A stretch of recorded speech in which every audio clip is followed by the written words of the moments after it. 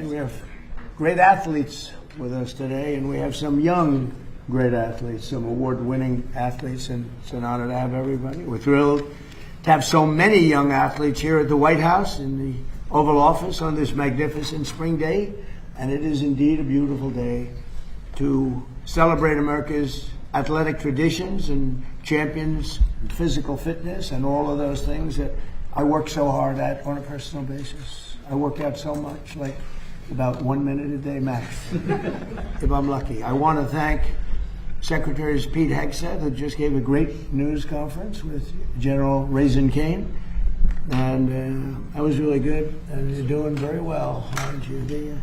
They don't like playing games with us. They don't like it at all. You'll see that. As time goes by, you're going to see it. I think you've already seen it. We basically wiped out their military in about 2 weeks. Robert F. Kennedy Jr., who's done an incredible job. Scott Turner, that everybody knows. And a legend, Linda McMahon, head of education in our country, and she's doing a fantastic job. They all are. We're also pleased to be joined by respected sports leaders and members of the President's Council on Sports, Fitness, and Nutrition. We really have some incredible people. It's like a who's who.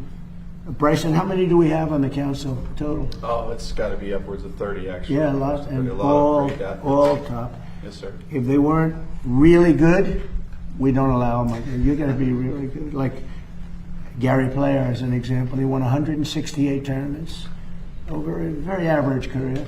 You know that? Think of it. He won 168 tournaments, 18 majors, 9 senior. He has more championships than anybody, national championships than anybody. And I played with him. He's very proud of it, actually. He played with him on his 90th birthday. He very easily, on a tough course, from 6,800 yards, he very easily shot a 70. And it was the easiest 70. And normally, if you shoot a 70 and you're 90, you'd run around so excited. Gary's like, all right, let's have a little lunch. I think he's the most unexcited human being I've ever seen. Because he's been doing it all his life. He's been winning top 3 in history, in my opinion. I don't think it's my opinion. Just based on the record, Gary is top 3. Jack and Tiger and Gary, greatest golfers. So thanks for being here. And as you know, we have the U.S. Open champion. And he won 2 U.S. Opens, but that last one was unbelievable. He had I think Gary's one of the greatest shots ever hit to win a U.S. Open, certainly. One of the top, they say one of the top 3. I don't know what the other 2 are. But he hit an unbelievable sand shot, sank a 4.5-foot putt, and he won the U.S. Open. And he's been a great golfer from the day he was born, if you believe in genetics, because I do. But he won, he won the U.S. Amateur years ago, and he won it quite easily. But he's a great person and a great friend of mine, Bryson DeChambeau. And thank you, Bryson. And you're very much in charge of this whole operation with the sports. He's so much into physical fitness. All you have to do is take a look at him.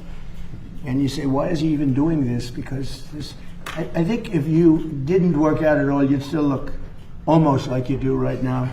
But you are doing great. And everybody respects Bryson. He's the longest hitter in golf. And he's straight. And frankly, maybe the best part of his game, Gary, is he's a great putter. Absolutely. You played with him, right? And an asset to the game. And he's a great asset, and he's a great person. And we have, along with the University of Florida's basketball coach, Todd Golden. Todd, where's Todd? Right here. Todd, hi, Todd. Great to see you, Mr. President. And what a job, by the way, what a job you've done. I see that. I'm a little busy to watch the games, but I always see your team is right up there. Yeah. You're doing a fantastic job as a young guy.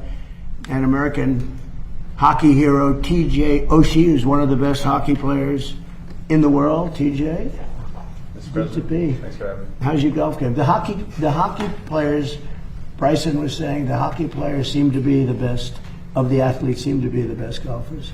You know? It's the greatest game. Yeah, it's great. Fun play. And he's a good golfer. He's a 3 handicap, maybe better, right? It's very good. Gotta work on the But putt. stick, right here. right? Yeah. But stick to hockey. Yeah. Right? As a 3, he has to stick to hockey. Right. That's great. What a career you've had too at a young age. And professional baseball pitcher Noah Syndergaard, sometimes referred to as Thor, and he looks like Thor to me. That's where is he? It's very hard to miss. You look great. And as a man, I wouldn't want to get into a fight with him, I can tell you. That would not be a good situation, Gary.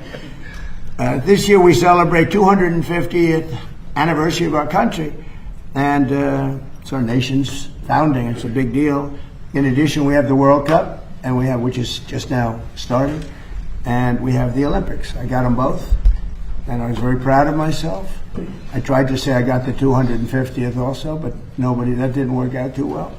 But I did get both the World Cup, and I got the Olympics, and I was very proud of that. But I was very sad, actually, because I got them in my first term, and I said, oh, wow, I'm not going to be able to go as president because they were in 6 years, so I wouldn't be president. I thought I'd easily win the election, which, by the way, I did. And unfortunately, bad things happened. It was a rigged election, and I said, well, I'll do it again. I had the ultimate poll. I did so well, and I had the ultimate poll, and we won in a landslide. We won every single swing state. We won the popular vote. We won everything you can win. We won 87% of the counties in the United States. And I ended up with the Olympics, and I ended up with the World Cup.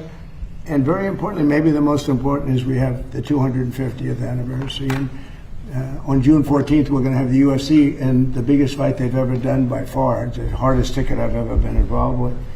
And they're building a 5,000-seat stadium right by the front door of the White House, and then they're going to have anywhere from 75 to 100,000 people in the park right past the White House with 8 tremendous screens. And then we have Roger Penske. So that's Dana White's dream, what that is. It's going to be amazing. And then we have Roger Penske is going to have a big championship Indy around the Capitol and the Indy racers. And he's been trying to get it here for 25 years. And he said, I came to Washington exactly 121 times, and I was never able to get it. I came once to see you, and we had it done in a half an hour. And he's fantastic. He's won 20 Indianapolis 500s. Can you believe that? Other countries, and I say it all the time, I gave him the Presidential Medal of Freedom, like I gave to Gary, too, because of his career. And then Roger, on his 18th, I called him. I said, come on, I want to give you the president. You won 18. Japan, Germany, all these countries, they spend billions and billions of dollars, and they don't, it's very hard for them to win. They don't win very, very much. They spend all that money, and Roger just wins it all the time. So I gave it to him on the 18th win, and since then he's won, that was 4 years ago, since then he's won 2 more. So he's going to be here with the Indy cars, and it's going to be the biggest race maybe ever. And they're going to be circling the Capitol. We have Pennsylvania Avenue closed down, and I said, do you like the course? He said, I love the course. I said, pick the best course, we'll get it for you. Don't go the easy way. Pick the best roads. I don't care, it doesn't matter. And he picked he said it's as good as you can get. And unfortunately, he picked the most important roads in the city, which is a little tougher. But we got it done for him quickly, and that's going to be in August. So we have a lot of really exciting things happening. So today I signed a proclamation recognizing National Youth Sports and Fitness, and I'll also sign the very first copy of the new revitalized Presidential Fitness Test Award, a certificate in recognition of achievement of the gold standard of physical fitness. And this is something that Bryson DeChambeau wanted to do very badly. Bryson's amazing. I mean, he's somebody that can put on 25, 30. At one point, I guess he put on almost 50 pounds. You remember, he looked like a linebacker for the Pittsburgh Steelers. And he decided he didn't like himself at that weight. It was all muscle, guy. It was like crazy. He looked like a massive football player. You wouldn't want to play Monopoly. And he said he didn't like it. He developed too much speed. This is the problem with people. He had too much speed. He wanted to bring it down a little bit, so he lost. He can put on weight, like up and down like a yo-yo, and he doesn't take the shot, okay? He doesn't need the fat shot. I said, do you ever take this shot? He didn't even know what the hell I was talking about. What shot? No, he can put it on. He's a scientist. He's like a scientist with his body. He's a great guy, and he's an absolute champion, so I appreciate it. But Bryson really wanted to bring it back, because we are bringing it back. It's something that's a lot of people, the wrong people probably were involved, I don't know. But this is a group of people that physical fitness is everything. Gary Player, by the way, you talk about golf, but he was always considered in the best shape of anybody. He was long ahead of the rest of the world. Now you see all these guys have a 28-inch waist. They walk down, it's like robots, right? But Gary was always, he was way ahead of everybody else. From the late 1950s until 2013, grade schoolers across the country competed against each other in the presidential fitness test with others. And then we had the Obama administration. Wonderful, wonderful person. Barack Hussein Obama. Have you heard of him?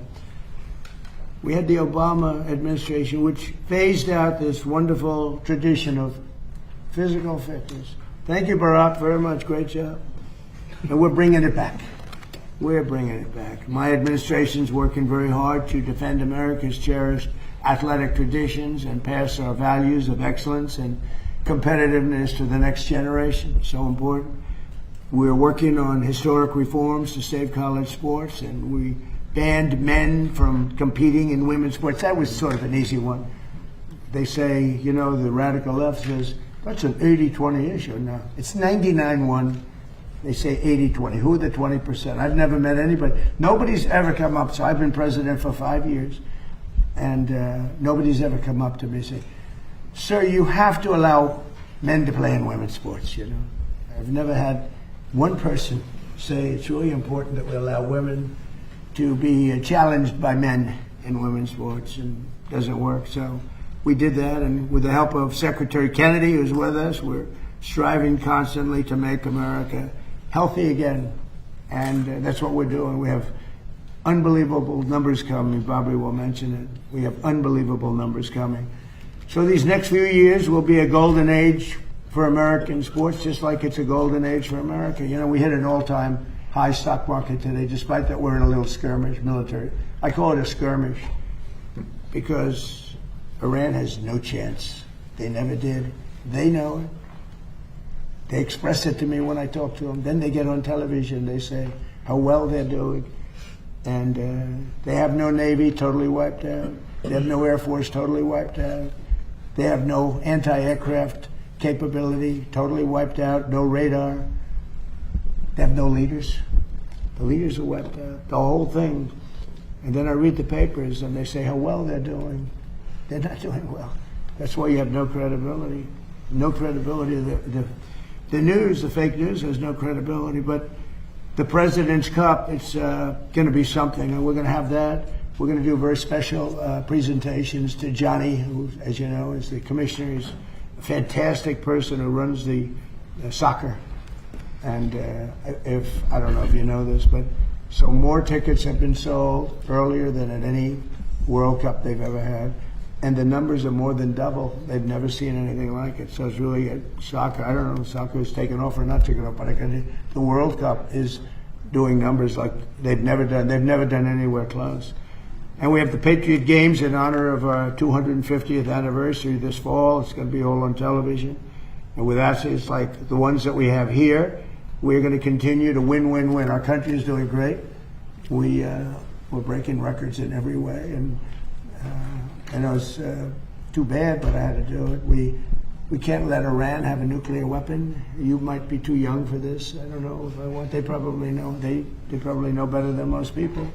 But you can't let a bunch of lunatics have a nuclear weapon, or the world would be in trouble. The world would be in trouble. So we just hit records on the Dow. It was supposed to be done in 5 or 6 years. Somebody said it couldn't be possible to reach 50 on the Dow. And I reached 50 in the first year. And then I reached 7,000. And by the way, just set a new record. The S&P just set a new record, so much higher, 7,500. But they said even harder than 50 on the Dow is getting to 7,000 on the S&P. We did that by the end of the first year, all before the end of the first year. Gary, so think of that. They said we couldn't do it in 4 years, and we did it at the end of the first year. And then, you ever have this? And then I called all my people and I said, we just set every record in the book. The economy is going great. I ended 8 wars. Nobody else ever ended a war. And the person that won the Nobel Prize, Maria, she's a good person. She said, I don't deserve this. This deserves to President Trump. There's never been a man that deserves a Nobel. He ended 8 wars, including India, Pakistan, which would have been a nuclear war, 8 of them. And I called everybody in, Gary, and I said, you know what? We just broke every record, and now we're going to take a hit because we have to make a journey down to Iran to take the nuclear weapon. They would have had a nuclear weapon within 2 weeks. Remember, we sent that beautiful B-2 bomber in, and we blew up their nuclear potential. It was obliterated, for those that are not aware, and to a point where it would take them weeks to dig down, and we wouldn't let them dig down. We have our eyes on it all the time. But it was a very important thing. So we would have had an Iran with a nuclear weapon, and maybe we wouldn't all be here right now. I can tell you the Middle East would have been gone, Israel would have been gone, and they would have trained their sights on Europe first and then us, because they're sick people. These are sick people. And we're not going to let lunatics have a nuclear weapon. The power of a nuclear weapon is something I don't even want to talk about. It's not going to happen. And we have beaten them badly. They're talking, now they're reduced to little boats with a machine gun on the front of them, because they had a Navy of 159 ships. Every single ship in the first week was, right, Pete? Every single ship they had is resting underwater, right? At the bottom of the sea. They have no Navy. It's totally wiped out. Same thing with their Air Force. So we're doing well, but it's all about, having a great country. And one of the things I think that when they talk about physical fitness, one of the things I notice about friends of mine, all of the people, all of the great athletes here, is their mind is better than people that aren't fit. It's because I think the mind, once you hit a ball well, or you do whatever it is that you run well, or play hockey as great as you play it, but you obviously have to have a certain physicality. You can't have somebody with a great mind and zero athletic talent, right? But when you get up to that league, it's all about the mind. The mind is so important, and these people express it, I think, better than anybody. So with that, I'd like to ask somebody that's done really an incredible job. He has got some group of people that love him, some big group of people. It was a big day when he endorsed me for president. Very unusual, because I happen to be a Republican. I would say that Republicans were not too big in the Kennedy family, but they're big now because he's the biggest in the group, and everybody respects him a lot. He's doing a fantastic job. So, Bobby, would you say a few words, please? Yeah, thank you, Mr. President. Almost immediately after my uncle was elected in 1960, he came across some federal data that showed that 5% of American kids were obese. And that was more than double the European number. And he became very concerned that Americans were becoming soft. And he published an article before his inauguration called The Soft American, in which he said that there's a national security issue. It threatens our economy. We need a vigorous population that is in good shape spiritually, morally, physically, if we're going to continue to exercise leadership around the world. And he launched the physical fitness test, which became a milestone for my generation, for several generations after me. It was an enduring rite of passage for us that everybody in my generation remembers. It was a benchmark also because we did pull-ups, sit-ups, shuttle runs, and a number of other events, and it was a benchmark for measuring national physical fitness. Around that time, my uncle came across correspondence between Teddy Roosevelt and the commandant of his Marine Corps. And Teddy Roosevelt asked him, what are the metrics? What are the physical requirements for a Marine? And Roosevelt, or the commandant, wrote him back saying that a Marine had to walk 50 miles in a single day with a 30-pound pack. My uncle wrote a letter to his commandant and said, can today's Marines do the same thing? The following day, he had a cabinet meeting. It was on a Friday, and he had private cabinet meetings, unlike the ones that we have to go through here. My uncle was, I'll just say this, my uncle was proud. He was the first president that did televised press conferences. And he was very proud. He did more press conferences than any president in history. He did 64 in his 1,000 days in office. This president does that every 2 months. He does a press conference every day, and our cabinet meetings, for better or for worse, are also televised. But it's the most transparent administration that we've ever seen, the most accessible administration in history. And he went into that cabinet meeting, that private cabinet meeting that morning, and he said to the cabinet, one of you has to do a 50-mile hike this weekend to show the American people that we're in shape. And this cabinet could have done it. And we have a bunch of thoroughbreds on this cabinet. He and Scott and Sean Duffy and Linda and Tulsi and Doug Burgum and Jameson and all the rest. There's a lot of people who could probably do a 50-mile hike. What about me? You didn't mention mine. This guy walks 9 miles a day on a golf course every weekend, so he could do it in the breeze. When I'm not using the car. Go ahead. My father was the only one who could do it. And he went into the Justice Department that night, and he had a bunch of guys in the Justice Department who were former Marines who had gone to Harvard on the GI Bill and played on the same football team, and he hired them all when he came to the Justice Department. And he said, you guys are going on a 50-mile hike with me tomorrow. And they got up at 4 a.m. and they started on the C&O Canal towpath, which was frozen. It was the middle of winter. And they were going to walk to Camp David. One by one, they each dropped out. My father was the only one that made it.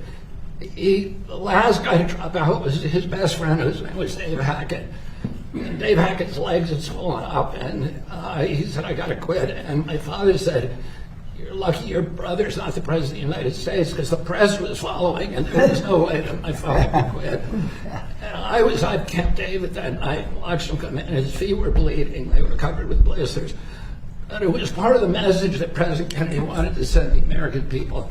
If we were going to maintain our national authority, our national or international leadership, our moral authority as a nation, that we had to pay attention to our physical condition. The physical fitness test was a critical part of that.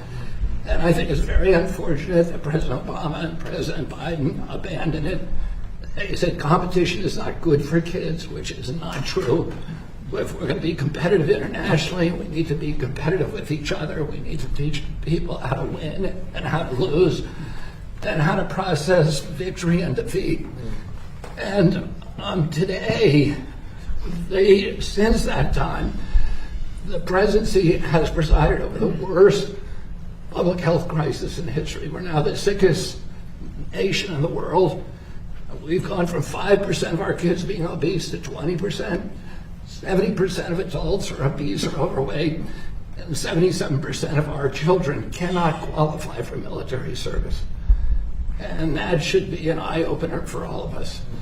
And I'm so grateful to President Trump for his leadership and his vision of reinstituting the physical fitness test and challenging Americans to compete with each other in a friendly, congenial way, and to help each other get in shape so that we can prepare for a great future that this administration is going to provide for this country. That was great. Bobby, do you ever see a picture of Bobby working out? It's like, I said, you got to be kidding me. He's in great shape. I didn't know that about your father. That's very impressive, huh? Did he work out a lot, Bobby? He was a great guy. He was an athlete. He was always in good shape, and he played sports every weekend. Was he, your uncle was a great athlete too, wasn't he? A very good athlete. My father was the only one of the brothers that lettered in football. Oh. Jack was a swimmer, which allowed him to save his crewmates when his ship went down off the Solomon Islands. So he was able to swim, drag one of his shipmates to shore because he'd been on the swim team. It's a great story. Very interesting. Bobby, that was very good. It's quite interesting. You know, usually people are sort of wandering off as people speak, but not when Bryson speaks or Gary speaks. Go ahead, why don't you start it? Yes, Secretary Kennedy, thank you for those inspiring words from your uncle, and thank you to the President of the United States for helping reestablish this presidential fitness test has been something that we've been looking forward to doing for a long time. Since 2013, I remember going through the presidential fitness test as a kid and getting that award, and it was quite an honor. So being up here and a part of that is quite instrumental and going to be amazing for our nation's future. Reestablishing the golden standard of the presidential fitness test has been a huge deal for me. Is that these kids now are going to have a healthy future. That's really an important thing for us to note here. Is that we want to make sure our kids have the best opportunity to succeed in life, and not only from their mind, but their health and their well-being. Their physical fitness is a huge priority to helping them become better human beings in general for our nation.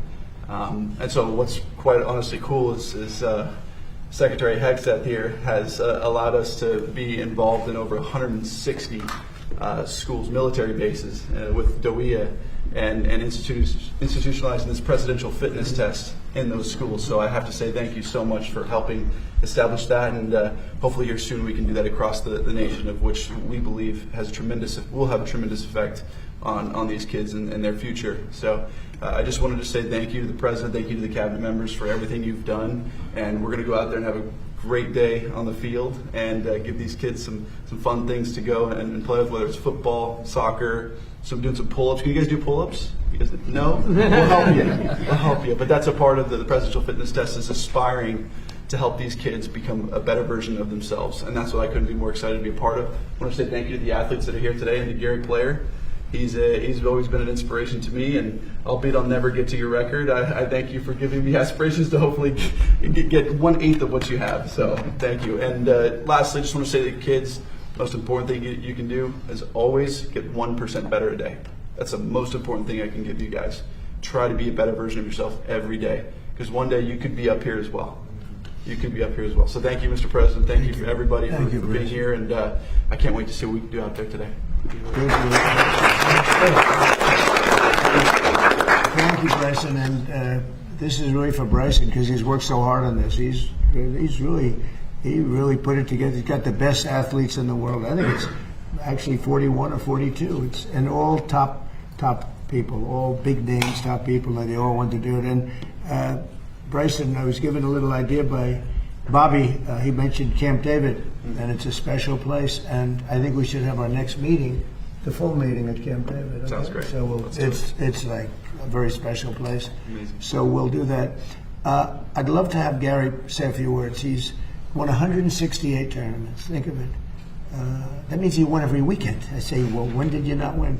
It's a record I think that will never be broken. And he won 18 majors, 9 senior and 9 regular, and many other things. And he is a very special guy. And, if you think about the power of positive thinking, I don't know if Gary has the time, but he is the youngest winner of the British Open, what they call now the Open Championship.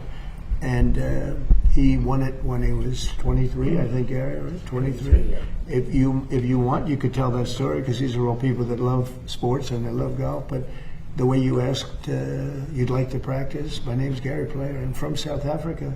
You're not giving me the time to practice. I must practice on this course. And the people thought, who is this? He said, you don't understand. I'm going to win this tournament. They never heard of him. He came out of South Africa. He was winning everything. He won the South African Open like 14 times or something. It's incredible. But if you want to tell that story, I think it's a fabulous story. But as a man with a powerful, it's really the power of positive thinking. Go ahead, Gary.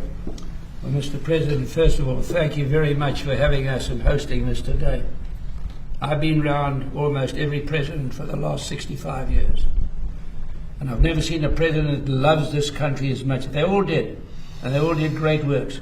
But I've never seen a president that loves the country as much as you do. And I say thank you, because I've traveled more miles than any human being before without being repetitive. And I've never seen a country like this. The freedom that exists, which is so important to all of us. And sport can change the world. It can give people a chance that don't have any hope. It can give them hope, as we've seen. Many people with little education have become world champions. Only in America have you got that opportunity. And the other thing is, to Mr. Kennedy, who I have absolute utmost respect for. My great dream now, I'm finished with tournament golf. My great dream is for the youth of America. The youth of a nation are the trustees of posterity. These are the people that are going to be the future champions. And when I talk, I always talk about the importance of fitness. It's so important. Please, can we bring it back in the schools? And as Senator Kennedy has so aptly said, to eat properly. This is so important, what you put in your body. And the big thing that I wish, and I pray every day, and wherever I talk, and I do a lot of talking, I say to the young people, just love this country, because you don't realize what's going on around the world. Even the students of the great universities of America really don't understand what's happening around the world today. There is a silent war taking place against America today. And what we've got to do is make these kids realize that freedom and exercise and education, start reading some books. Yes, keep your phone, but also read some good books. And listen to what Mr. Kennedy has said. What you put in your body is so important.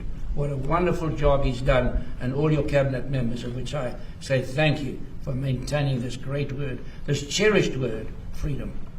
Thank you very much, Gary. And Gary is way ahead of his time, always. And how many Masters did you play in, Gary?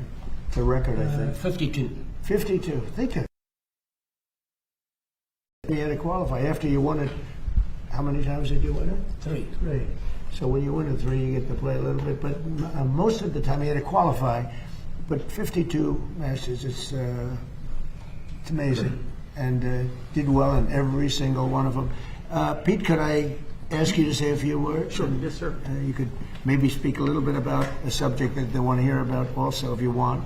But just say a few words if you want. Absolutely, sir. Well, fitness, standards, competition, that's what we're all about at the War Department. So bringing those things to education is something I remember as a kid. I mean, the Presidential Physical Fitness Award was the pinnacle event at Forest Lake Elementary School every year. And I wanted to be the best. And I wasn't, but I worked my tail off every year to try to get there. Pull-ups, push-ups. I couldn't do the V-sit and reach. I could never beat that one. But I remember it because it was something my country clearly elevated as important. We should be in shape. We should compete. And there's winners and there's losers. That we need to infuse into our young people. And obviously it takes young people to run a military. And as the Secretary pointed out, almost 3/4 of American young people do not qualify for military service, and a lot of that has to do with their physical fitness.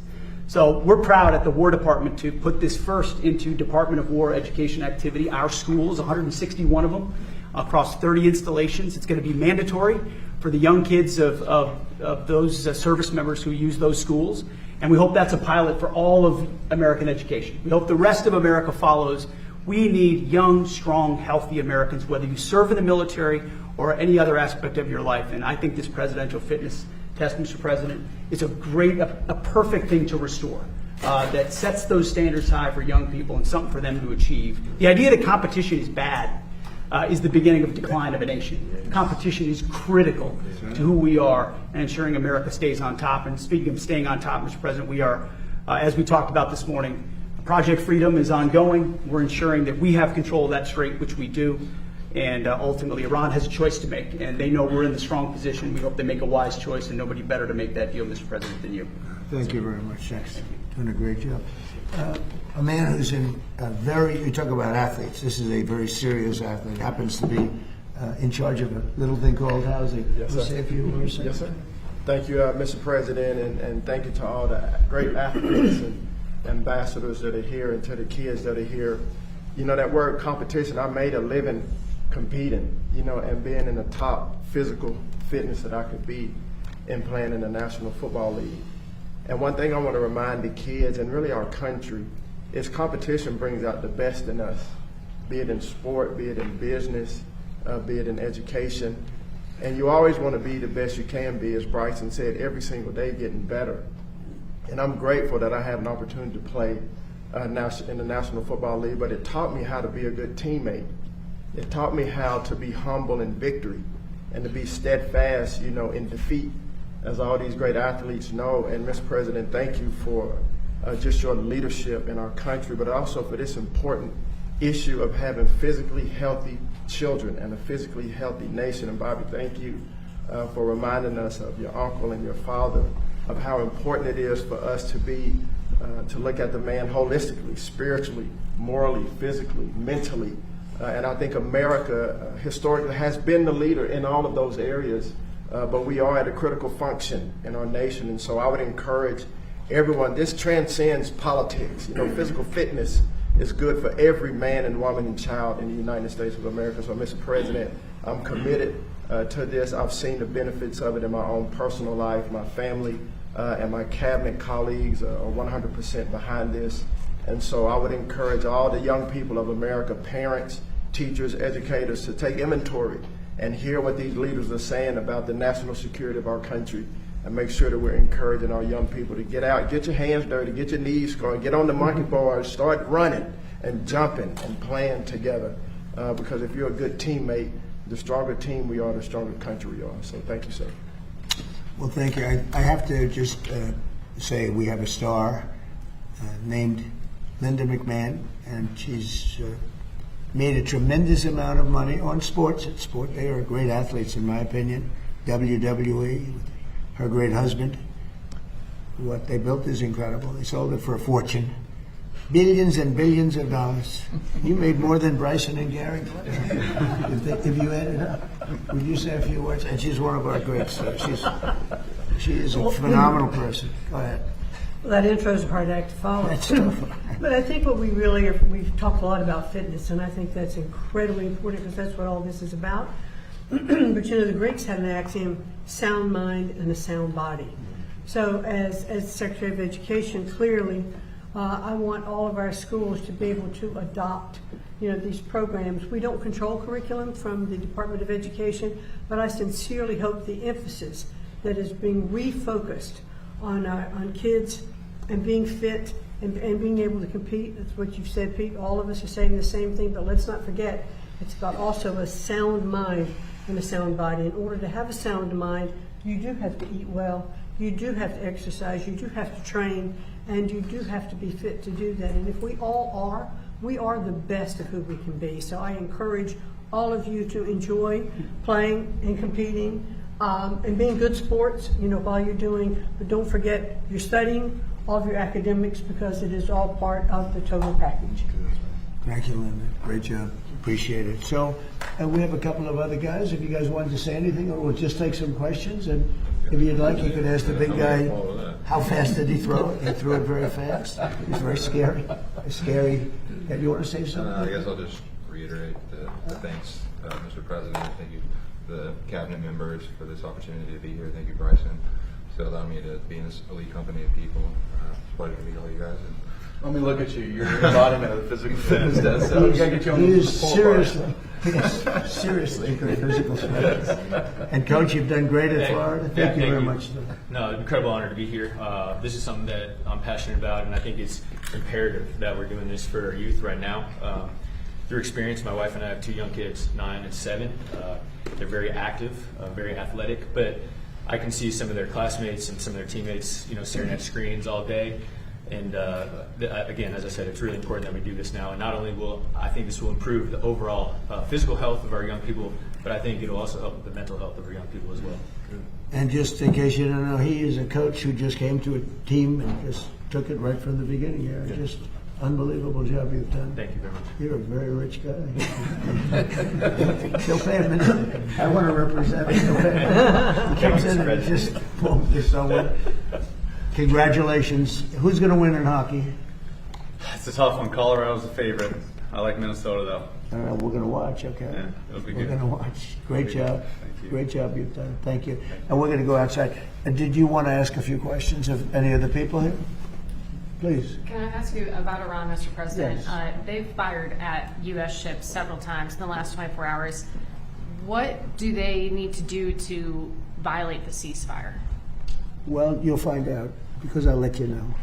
They know what to do and they know what to do. They know what not to do, more importantly, actually. And, they fired them in little boats with pea shooters, the pea shooters, little boat with little, why? Because they don't have any boats anymore. The Navy is comprised of, they call them little boats, Fast right? boats. Little boats. And they're fast, yeah. They're so fast that they had 8 of them and they're all gone. And They're fast, but they're not fast like a missile. A missile is slightly faster. They're all gone, so they're looking around for little boats to try and compete with our great Navy. We have a Navy that's unbelievable. You know, we set up a blockade, as you know very well. Not one ship. A couple tried, and they got their engine shut out. You remember? I think it was it was a great display. A ship wanted to go through, break the blockade. They were warned not to. And then they were warned again by a young Annapolis captain of the ship with a great look, central casting. These people are central casting, I'll tell you. And he said, don't do it. Then he said, evacuate your engine room with this unbelievable loudspeaker that goes over water. He said, you have 10 seconds. And then from 4 miles with one bullet, it went right into the engine. And Gary, the ship stopped very quickly. They hit the engine with one shot. It wasn't a missile. They don't want to waste a missile on it. It's too easy. And we had another one at 2000, one of the biggest ships in the world. They were warned. And he said, go back now. Go back right now. You will be shot at within 10 seconds. Yes, yes, I am going back to Iran. I am going back. And that was the end of that. Right? He went. It took them 10 miles to turn. The ship was so big, but they respect us. They didn't used to respect us, but they respect us more than we've ever been respected.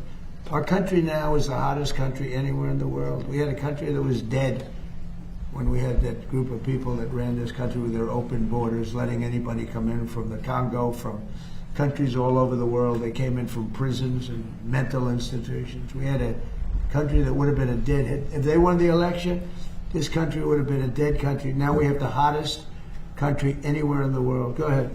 Thank you, Mr. President. You said recently that if Iranians were armed, they could take over their regime. Do you plan to arm them soon? Well, I don't want to say that, but yeah, I mean, people say, why aren't they protesting? They want to protest, but they don't have any guns.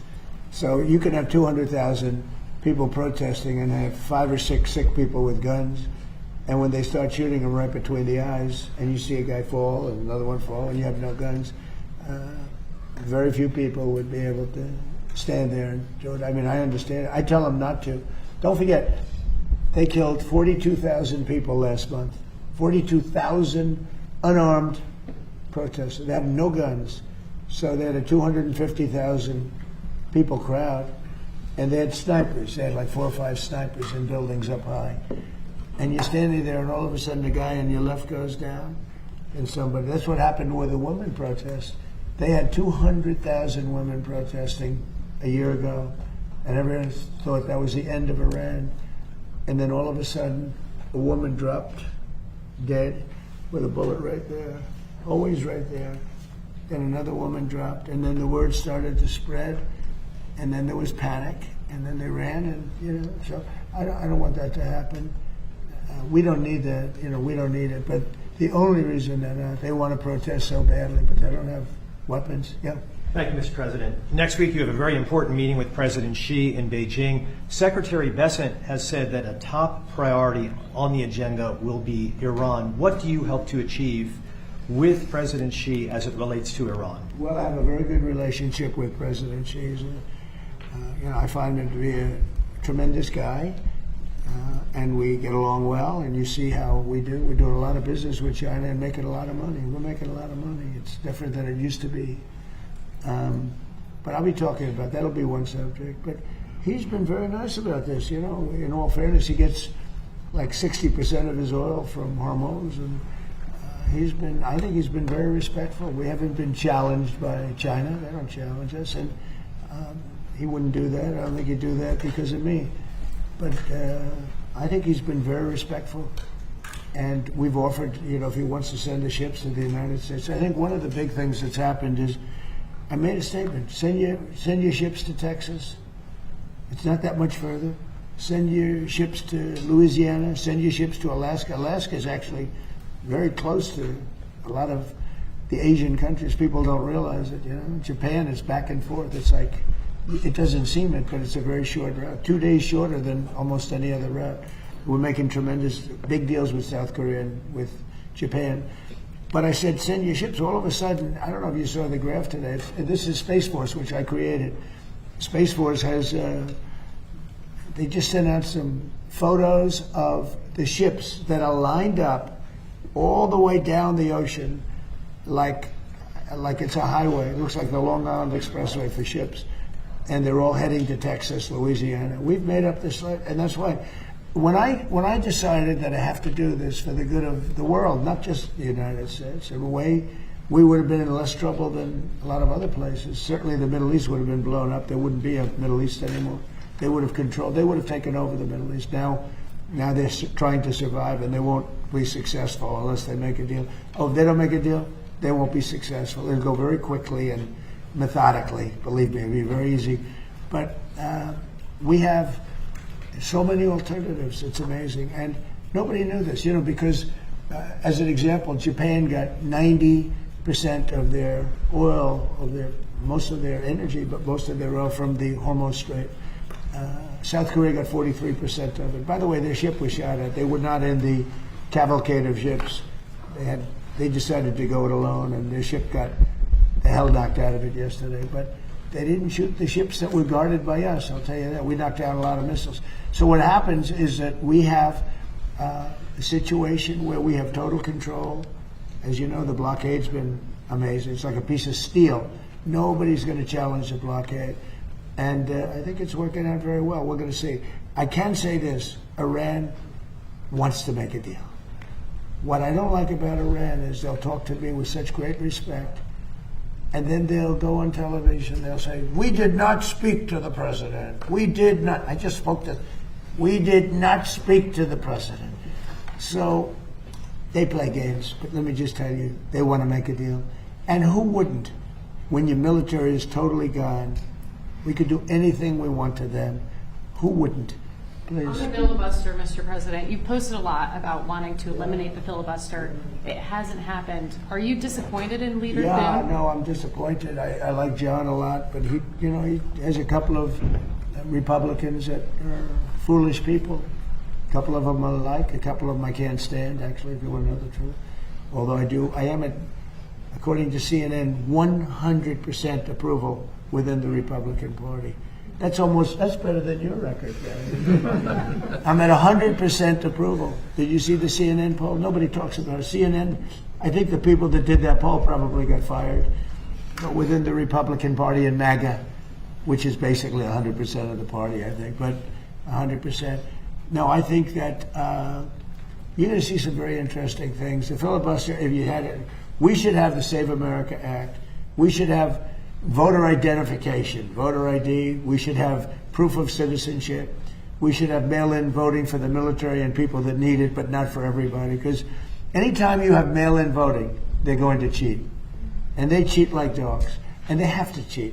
In all fairness to the Democrats, when you have men and women sports, when you have open borders, when you have transgender mutilization, don't listen to this, kids, of your children, transgender mutilization of your children for everyone.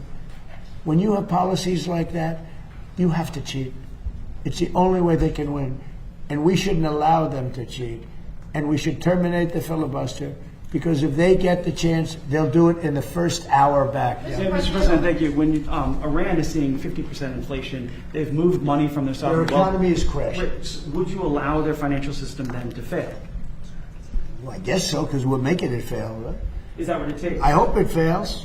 Is that what it takes? You know why? Because I want to win. It takes getting pounded on by the military, I think, for more. But in addition to that, it is failing. We have sanctions on them, tremendous sanctions. Scott Bessent's done a great job. We have sanctions that nobody's ever seen before. No, they're failing. Their currency is worthless.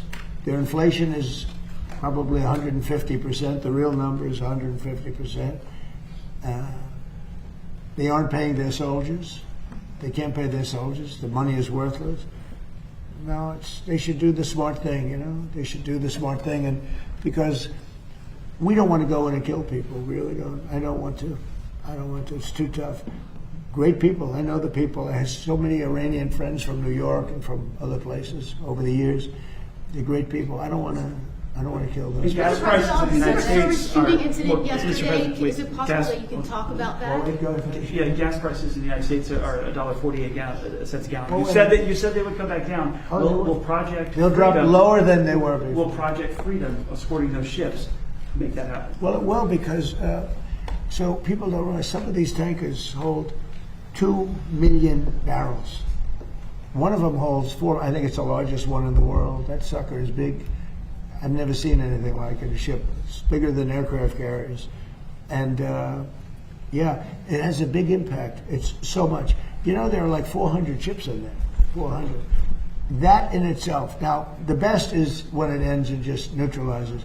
But what's happening is people are learning to buy oil from the United States. I mean, they're making the trip, and they have safer. Probably it's a better product too, by the way. But they're learning to buy. They're changing their habits. So when I did this, I thought the market would go down 25%, and I thought that was a great deal if it did. If it went down 25%, I was satisfied. I said, because we cannot let these people have a nuclear weapon. They'll use it. We can't. I also thought oil would go up to 200, 250, maybe 300. And I knew it would be short term, but I thought it would go. I looked today, it's like at 102. And that's a very small price to pay for getting rid of a nuclear weapon from people that are really mentally deranged. Yeah. President, just on politics. The world is like, by the way, other presidents should have done this. 47 years they've been toying with these stupid people. In many cases, stupid people. This should have been done by Obama. He went the other way. He was giving them cash. He sent plane loads, a Boeing 757, took the seats out and put green cash, 1.7 billion in the plane. Every bank in Virginia, D.C., and Maryland was stripped of their cash. They took out all the cash from the banks. They put it into a plane, a Boeing 757 packed with cash, and they flew it to Iran, and they let these guys just, I don't know what the hell they did with it, but they took it and then gave them billions and billions of dollars and bribed them basically to be friends. And after giving them tens of billions of dollars, they screwed Obama, okay? That's not the way we play. No, we do it the old-fashioned way. And they should wave. They're very proud. Maybe you won't see a white flag, but essentially that's already what they are. They should wave the white flag of surrender. In hockey, they say uncle, right? When are they gonna cry uncle? But and they have another expression. If this were a fight, they would stop it. But you know, we have to go out and we have to do it, and it's very sad. It's very sad to see. Even shooting those boats, they've got 3-4 guys. They got a little machine gun in front. They're shooting at one of our ships that's meant for it. It bounces. They don't even know they're being shot at. And then they take it out with an Apache helicopter in about 2 seconds. They go, Apache ship, northwest 10 degrees. Turns around, boom. I don't like that, you know? You lose people. All these people, it's so unnecessary.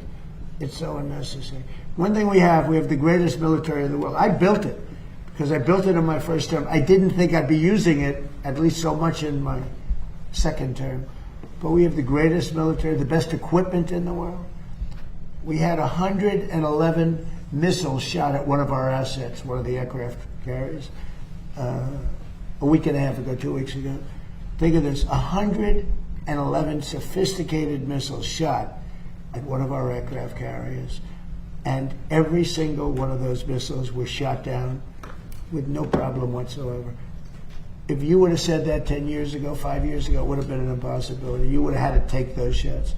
Every single missile was laying in the water far away. I mean, they weren't even upset. And they're the coolest people.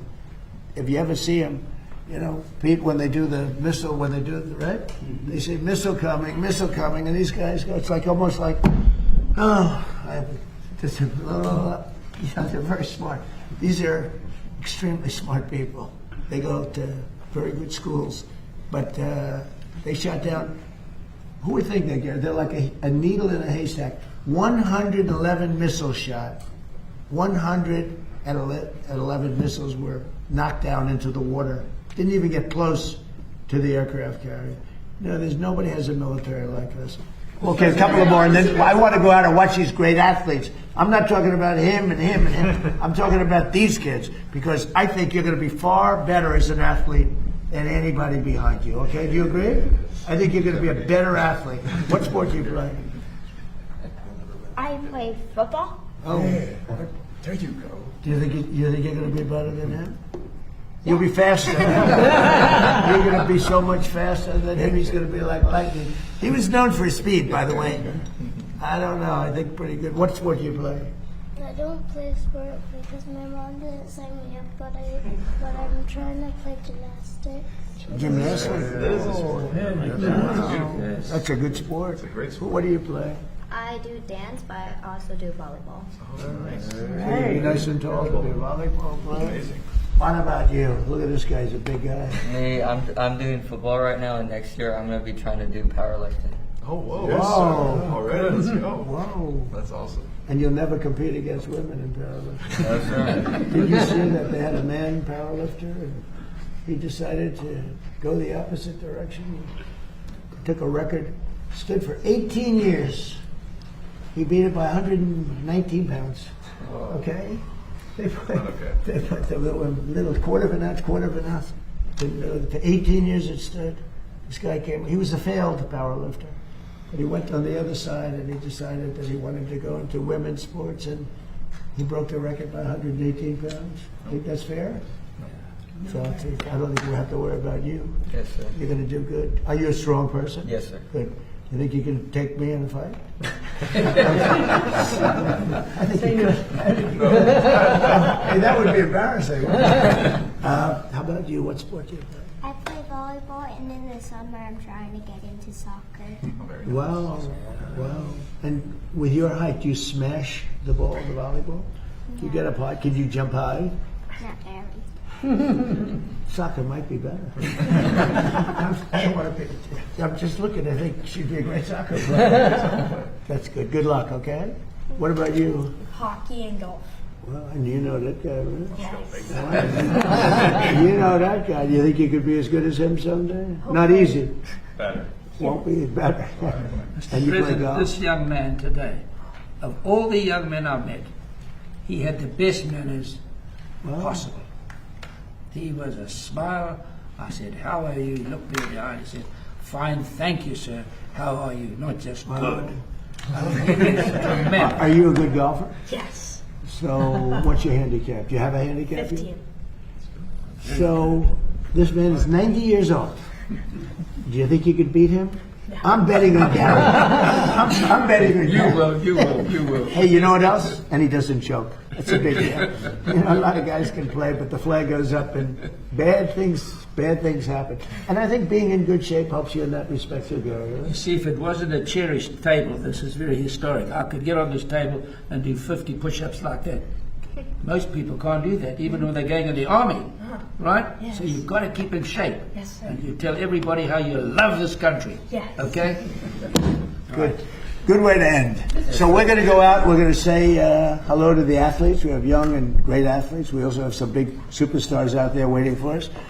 And thank you very much. And Bryson, thank you very much. You really took this and brought it to a level. It's true. Biden and President Obama decided that it wasn't important, and they're so wrong.